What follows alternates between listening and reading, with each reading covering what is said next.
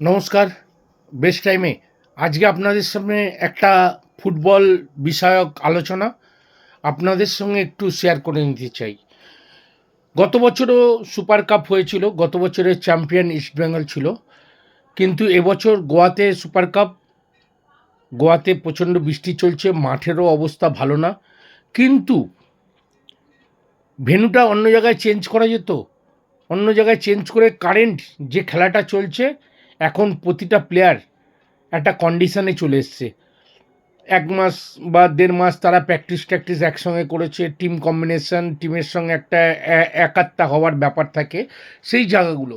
কিন্তু এই যে ফুটবলকে নিয়ে একটা অরাজকতা, এই অরাজকতাটাকে নিয়েই আমরা চিন্তিত যে এইটা একটা super cup all India football federation এটা অর্গানাইজ করছে।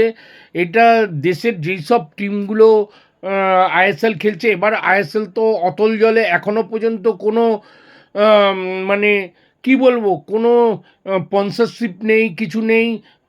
হবে কি হবে না, এবছর হবে কি হবে না সেটারও কোনো দিশা এখনও আমরা জেনে উঠতে পারিনি। কিন্তু হঠাৎ সুপার কাপ খেলা চলছিল ডার্বির পর এখনও দুটো টিমের খেলা বাকি আছে। এরপরে নাকি সুপার কাপ অনেক দিন রেস্ট। এই অনেক দিন রেস্ট, আবার প্লেয়াররা ছুটিতে চলে যাবে বা প্র্যাকটিস হবে না। শুনলাম যে কোচও দেশে ছুটি কাটাতে গেছে। একটা টিমের কম্বিনেশন, টিমের একটা একাত্মতা বোধ বা মানে টিমের একটা স্পিরিট, এই স্পিরিটটা সত্যি খুব খারাপ পরিস্থিতি হবে।